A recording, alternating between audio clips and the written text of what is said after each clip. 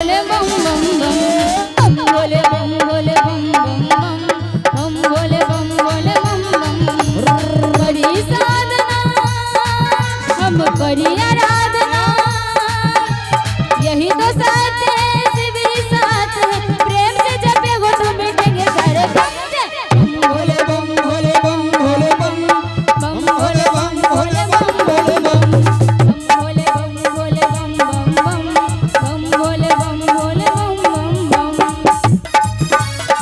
दोनों हाथ ताली बजाते हुए सभी लगाएंगे।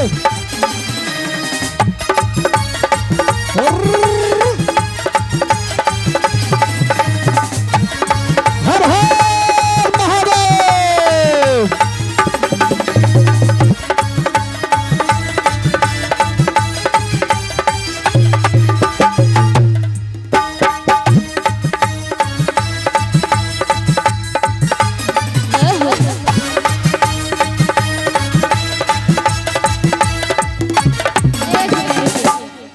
और आइए एक औरतिया अपनी सासू माँ से कह रही है और देवघर जाने की जिद कर रही है तो औरतिया अपनी सासू माँ से कहती है माँ जी ए अम्मा जी सावन आ गई बा और थोड़ी देर के बाद थोड़ी दिन के बाद शिवरात्रि आने वाली है ना तो आइए चलते हैं देवघर घूमने और कहना है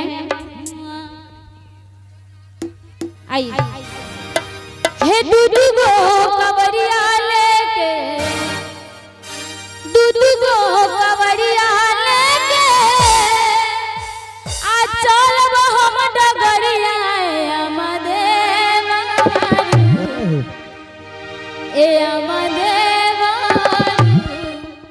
हम चाहते हैं जितने जेंट्स लोग एक बार दोनों हाथ उठा के और ताली बजा के साथ देंगे और हमारी आमा जी चाची जी ताली बजाना करें ए अमदे बरू के कपार पर उठाई मोटरी ए अमदे बरू के कपार पर उठाई मोटरी दूधू को कवरिया लेके दूधू को कवरिया लेके चलब हम डगरिया ए अमदे बरू के कपार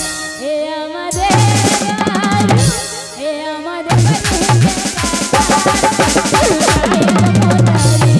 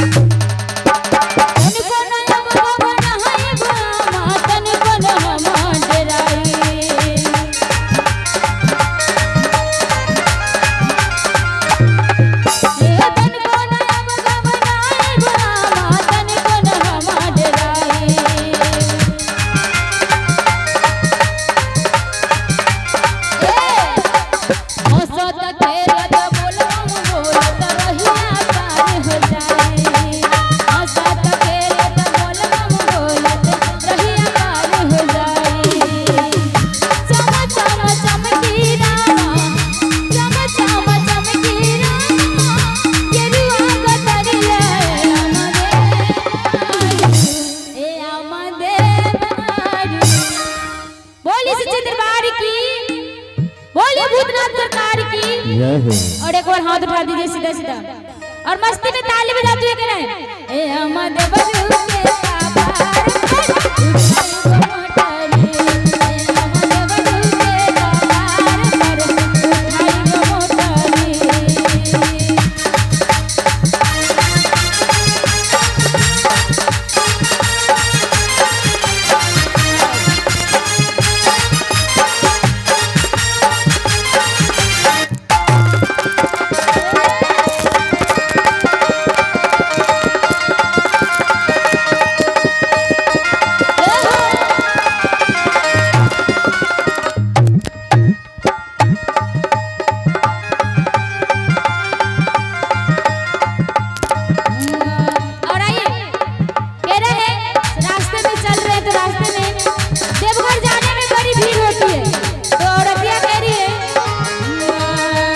रोड में कावड़ियन के भीड़ लगल कमे चलावते पिया ड्राइवर हो।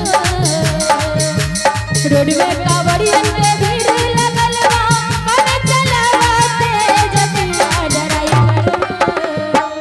पिया ड्राइवर हो। और का ये भजन सुने हुए हैं, गीत कौन कौन सुने हुए हैं? अच्छा यहाँ पे कोई ड्राइवर साहब है? नहीं, हम रुके बता रहे हैं। 2 चक्का के ड्राइवर, 3 चक्का के ड्राइवर, 4 चक्का, 10 चक्का, आगे जितना 2 चक्का के ड्राइवर कौन कौन है? दोनों हाथ उठाएंगे। साइकिल भी 2 चक्का के होता है और बाइक भी। साइकिल सभी चलाते हैं, सब ड्राइवर साहब है। तो दोनों हाथ उठाएंगे जितने ड्राइवर साहब है, सभी से कहना है पिया ड्राइवर हो।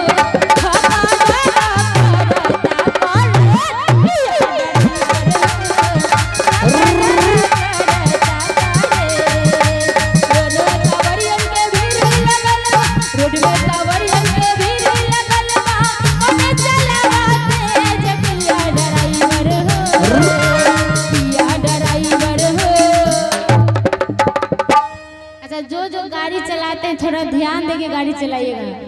देखिए आजकल का जमाना हो गया इतनी फास्ट, दाएं बाएं कोई नहीं देखता, आगे पीछे कोई नहीं देखता, सीधे सब चाहते कि सबसे पहले हम घरे पहुंचे। देखिए रास्ते में गाड़ी चला रहे तो थोड़ा ध्यान देके चलाइएगा, क्योंकि आपके पीछे आपका पूरा परिवार है, इसलिए ध्यान देके गाड़ी चलाएंगे। और आपसे कह रहे हैं पिया ड्राइवर हो। और एक बार दोनों हाथ उठा के ताली बजाएंगे, इधर वाले लोग उधर, और मस्त डांस करते हुए सभी लोग। हाँ, थोड़ा सा झुक के देखिए। आप ड्राइवर साहब, आप लोग, आपके लिए प्यारा सा गीत है, भजन है। दोनों हाथ उठा के और थोड़ा सा कमर हिला के कहने पिया ड्राइवर हो।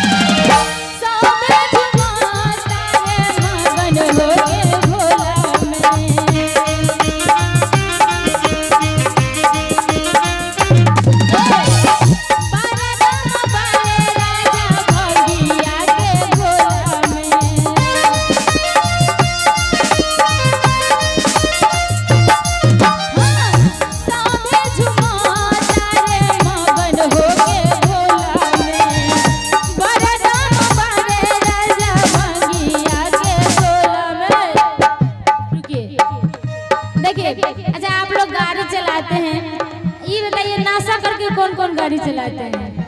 अक्सर ड्राइवर लोग नशा नशा करके ही गाड़ी चलाते हैं। अभी यहाँ बिहार में नीतीश कुमार बंद न कर दिया है, अच्छा चोरी छुपी चलता है। सुनिए ना, हाँ चोरी छुपे चलता है, दारू बंद है। बोलेगा कौन कि हम नशा करते हैं? भांग नहीं ना बंद है, गांजा नहीं ना बंद है। ना ना, वो तो पिए रहे। हाँ एकदम, वो तो एकदम फ्री है। हाँ, बाबा के बूटी काजी। वो तो मोदी सरकार जिस तरह 5 किलो फ्री किया है उसी तरह वो भी फ्री है।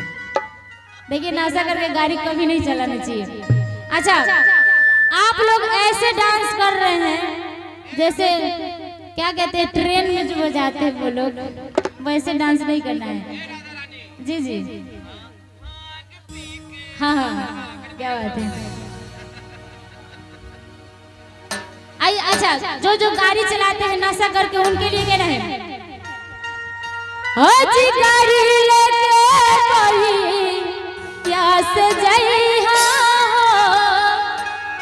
मोर ड्राइवर सजना। देखिए आप लोग उधर है ना तो हमको दिखाई नहीं दे रहा है। हाँ नीचे उतर जाए, कोई बात नहीं।